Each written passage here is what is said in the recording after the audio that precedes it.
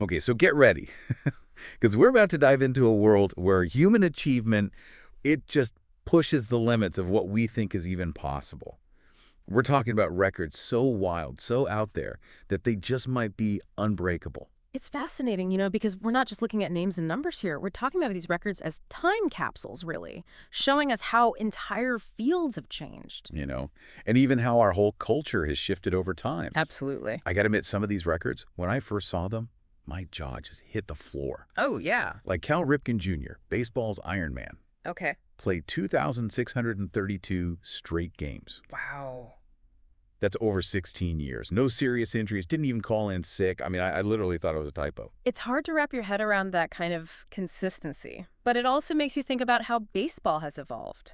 Today, teams prioritize strategic rest, keeping players healthy for the long haul. I doubt we'll see anyone even attempt a streak like that again. It's almost like a monument to a different era of baseball. Right. It makes you wonder what other records are just out there waiting to be broken simply because the rules of the game have changed. Well, I'll give you a perfect example. Wayne Gretzky's record in the NHL, 2,857 points. Oh, yeah. Nobody's even come close, even with rule changes to boost scoring, smaller goalie equipment, cracking down on penalties. It's an untouchable record. And it's not just the rules themselves, it's like the whole way the game is played. I mean, Gretzky, he was known for his vision, anticipating plays. But today's NHL, it's so much faster, it's so much more physical. I mean, would his style even be as effective? It's a great question. The strategies, the training, it's Oh. also different now. It's tough to compare across eras. All right, let's switch gears a little bit. We've been talking sports, but let's talk entertainment because Yeah. in the entertainment world, I mean, Unbreakable takes on a whole new meaning. We're talking about things like Gone with the Wind. Okay. Still holds the record for the highest grossing film. Okay. Adjusted for inflation, it's an estimated $4 billion. Wow. You have to remember, though, Gone with the Wind, it came out in a totally different world. People went to the movies all the time. There was no streaming, no internet, no real competition for your entertainment dollars. But doesn't that apply to any classic film from that era? I mean, what was it about Gone with the Wind that made it such a phenomenon? It was more than just a movie. It was an event. It was this epic story, incredible stars. It resonated so deeply with audiences at the time. And that initial success led to repeat viewings, cultural staying power. It's almost impossible to replicate today. Yeah, it really is a window into not just what people were watching, but what was going on culturally at the time. Yeah. Speaking of cultural impact, though, how can we not talk about Michael Jackson's Thriller? It's estimated to have sold, get this, somewhere between 70 and 100 million copies, Oh. making it, of course, the best-selling album of all time.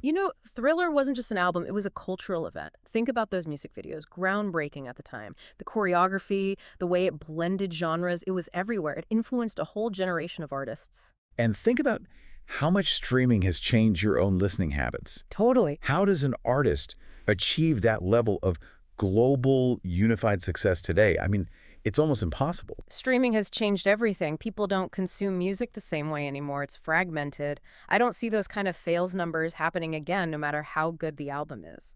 And in the world of video games, Super Mario has sold over 830 million copies, the best-selling video game series ever. But even with Mario's iconic status, there's some stiff competition out there today. Oh, absolutely. The gaming landscape is constantly changing. Mobile gaming, esports, new technology. There are always new contenders trying to capture players' attention. It's not just about sales numbers anymore, but also about redefining what excellence looks like within the medium. Think One Piece, the best-selling manga, or The Legend of Zelda, Ocarina of Time. Okay, I need a moment to catch my breath here, because next up, we're talking about a category all his own. Wilt Chamberlain. 100 points in a single game. Averaging over 50 points a season, playing like every minute of every game. Did they even have defense back then? It was a different era of basketball, that's for sure. The pace was faster, fewer rules, and Chamberlain's athleticism was just off the charts. So was it raw talent, or was it the game itself that allowed for those kinds of numbers? It was probably a bit of both. He was undeniably gifted, but the rules and the style of play back then, they definitely contributed to his statistical dominance. Today's game emphasizes teamwork, specialized skills. It's unlikely we'll see those kinds of numbers again. It's like looking at a different sport in a way. Now let's talk about some records that are a bit newer, potentially even breakable. Like Donald Trump's record for most votes for a sitting president back in 2020. Okay. That record really shows how voter turnout and demographics, they can swing things in any election.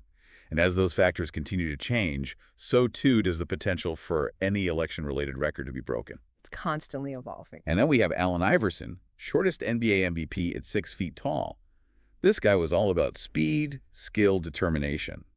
Makes you wonder, is size as crucial in today's NBA as it used to be? It's an interesting question. Obviously, height is still a major advantage, but there's definitely a shift happening. Versatility, skill, those are more valued than ever. And with the focus on three-pointers and ball handling, I think a player with Iverson's talent, with his dedication, could absolutely thrive in today's game. Okay, before we wrap this up, I got to circle back to Michael Jackson one more time. We talked about Thriller, but he also holds the record for having the first and second best-selling albums of all time at the same time.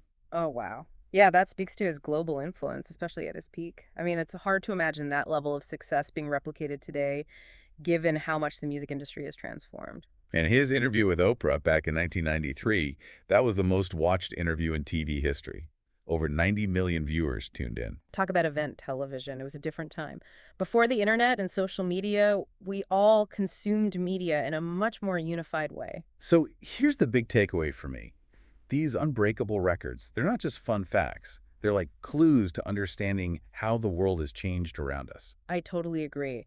They make us rethink what achievement even means. What seems impossible today, maybe tomorrow it's not. Technology changes, values change, and our drive to push boundaries, it never stops. And here's something else to think about. A lot of the records we talked about, they're about mass appeal, reaching the biggest audience possible. Yeah. But what happens when niche dominance becomes the new normal? Will those kinds of records even matter anymore? It's something to ponder as we, see how record-breaking evolves in the future. Thanks for joining us for this deep dive, everybody. Thanks for having me. It was fun. It was a blast.